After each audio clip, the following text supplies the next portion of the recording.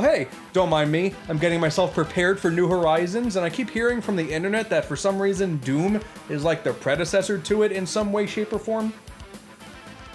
I'm not gonna lie, I don't really see it. Animal Crossing, the most peaceful series Nintendo has, loved by the most insane, rabid fanbase the world has ever seen, roaming around the landscape, doing seemingly nothing and a whole lot at the same time, wasting hours upon hours grinding away to pay towards your home loans, all while you forget that, hey, oh yeah, there's a real world happening outside. Okay, just 5 more minutes. Like many others, New Leaf took up a ton of my time years ago, and the time in between that and New Horizons being 7 or so years, it feels like it's been forever, but during that time, Nintendo did some unspeakable things.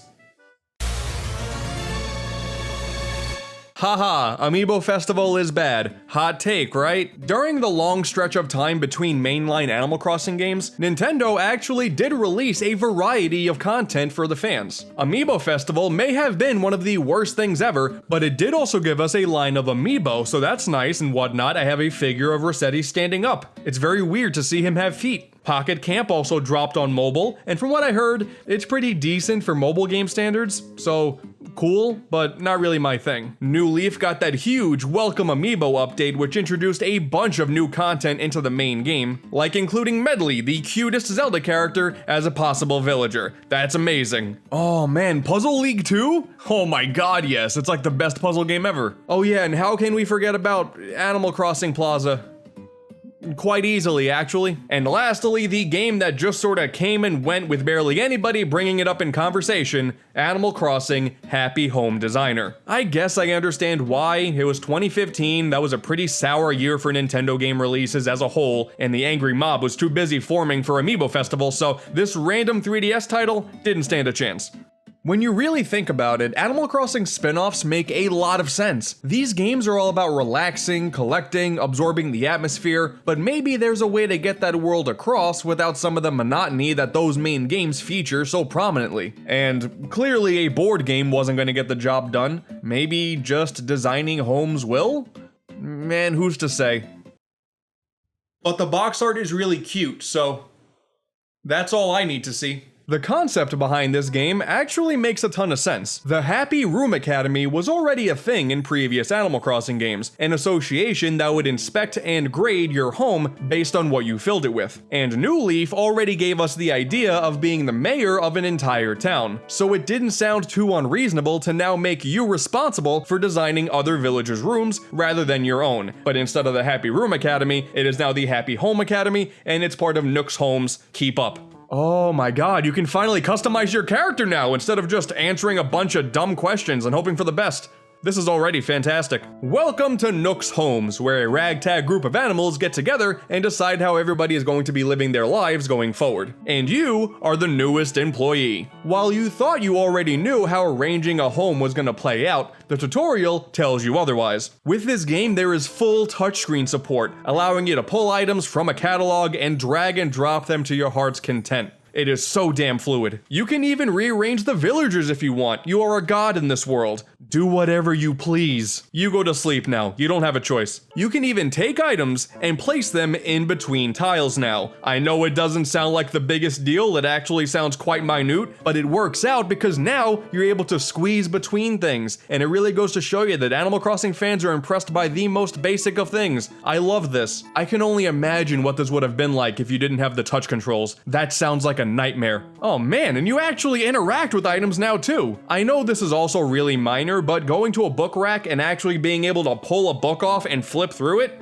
that's pretty cool. It adds a lot of purpose to these minor things you fill the homes with. But what is the game itself all about, you may be asking? Well, as an esteemed employee of Nook's Homes, it is up to you to explore the area and find new clientele, listen to their hopes and desires, and design the home of their dreams. It's that simple. Eventually, you even get the ability to design their yards too, which at the same time also allows you to decide the landscape and even the season their home is permanently going to be located. You get provided a theme to work with, as well as a new slew of matching items, and from there, you kinda just do whatever you want. No rules, no losing conditions, just mess around with the furniture a bit, and the client is gonna love whatever you throw their way. The thing is though, with this game, you can't necessarily win. You just keep building houses until you get bored of it. And yeah, it does sound a whole lot more boring when you talk about it out loud. After a certain point, every single job you do feels exactly the same. You go through the same motions with each one. It's just a matter of the slight variables that the characters request of you. But honestly, as long as the items they want are there, the format could be whatever you want. Especially if you use an amiibo to call up some of the more prominent characters like Tom Nook. With them, there are literally no rules. Like nothing whatsoever. You can do whatever you want as long as they have a place to be, they're fine with it. It's definitely more interesting working with the characters who have some idea of how they want to live their life. Like O'Hare wanted an island paradise. Fair enough, I put his house by the beach and gave him some palm trees, and inside I gave him an island to relax on and a lovely glass of vacation juice. I really like this one. I forced myself to work with a limited space, and I'm really happy with the results. On the other hand, Simon here wanted a banana bungalow, so I threw 2 bananas in an empty room and called it a day. That's it. Both of these were considered a success. Well boy, do I sure feel like a winner.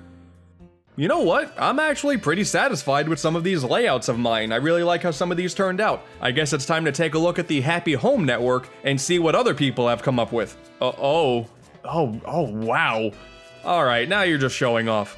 Okay, so like, I thought my stuff was good, I genuinely did, but clearly I'm trash. There is a finish line, however. Despite everything you may think, there is an end goal to work towards. As your client base grows, you'll have the opportunity to work on full-on facilities as well. Like here, we have a multi-room hotel. Starting things off is a nice waiting area here, leading into 2 different rooms. One of them I made nice and fancy. This is clearly where the platinum members are gonna stay. The other, not that. And of course, there's a food area as well, probably to serve some continental breakfast or something, with a bunch of froggy chairs to sit on. Wouldn't have it any other way. And then we have the department store. One room I have featuring a handful of top-of-the-line products only for the wealthiest of buyers, and in the other, froggy chairs.